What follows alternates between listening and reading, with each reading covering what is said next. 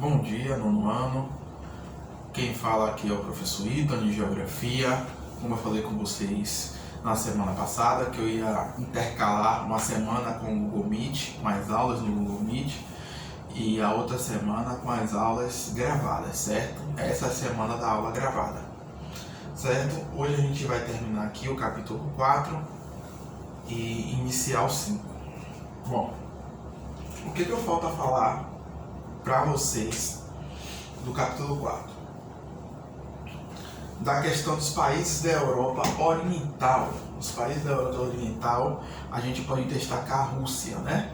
A Rússia é um país o qual possui inúmeras reservas de petróleo, certo? Regiões pesqueiras em toda a sua costa, certo? Então a Rússia é um país com um potencial econômico muito grande. Lembrando a vocês que a Rússia fazia parte da antiga União Soviética, né? Era a maior parte da União Soviética, né? Depois do desmembramento da União Soviética em 1991, a Rússia se tornou um país independente. Independente, eu falo da questão econômica, porque antes a economia toda girava em torno da União Soviética, certo?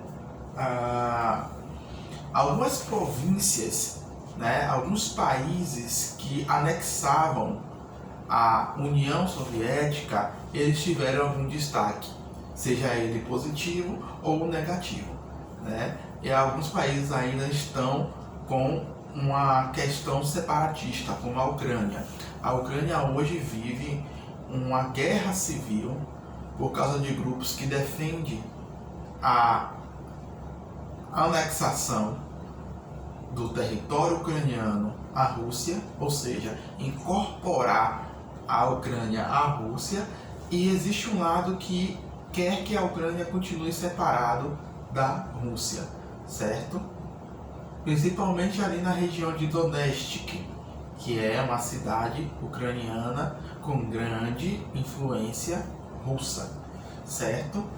Alguns detalhes que a história fez com que se proliferasse ainda mais essa questão nacionalista muito forte ucraniana foi o desastre de Chernobyl, certo?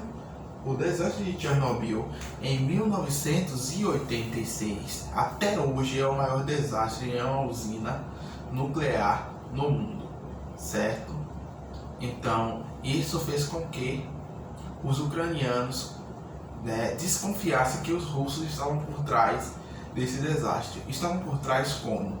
Que eles sabotaram essa usina de Chernobyl para que a Ucrânia perdesse força econômica, credibilidade com os países da Europa e começasse a enfrentar uma grave crise.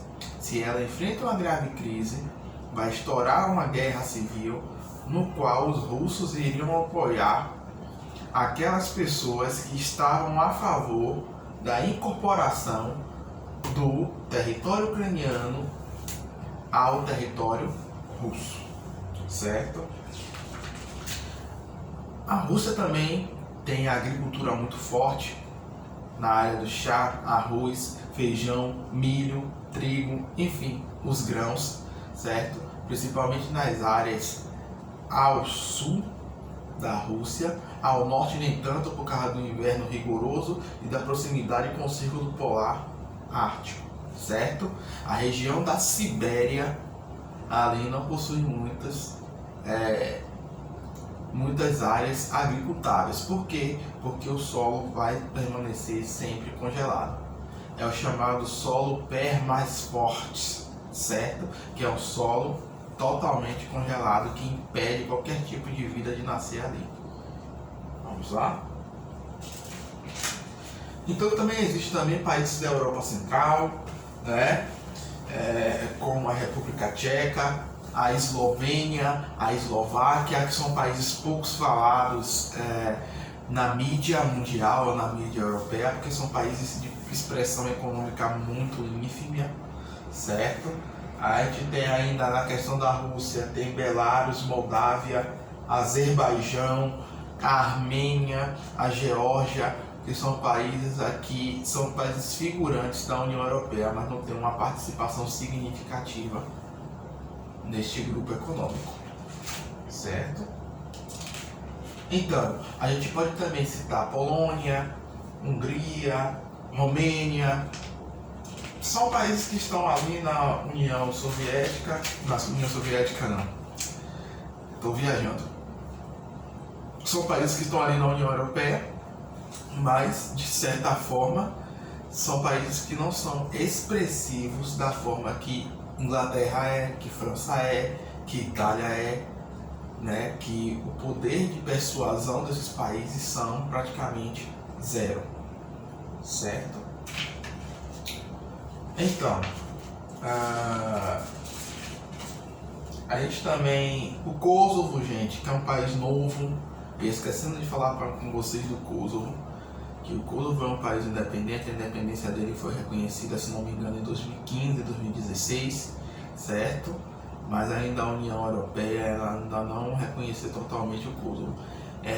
Alguns países da Europa reconheceram o Kosovo, outros ainda estão resistentes, mas a União Europeia ainda está homologando o reconhecimento do país, do Kosovo como um país, certo? Na próxima aula a gente começa o capítulo 5, eu postarei a próxima aula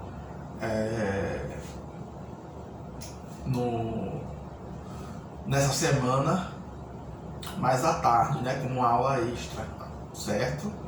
Então fiquem atentos que eu vou postar aí para vocês essa aula, até para a gente dar um background nesse conteúdo, certo? Beijos, abraços, continuem se cuidando e até mais. Tchau, tchau, gente.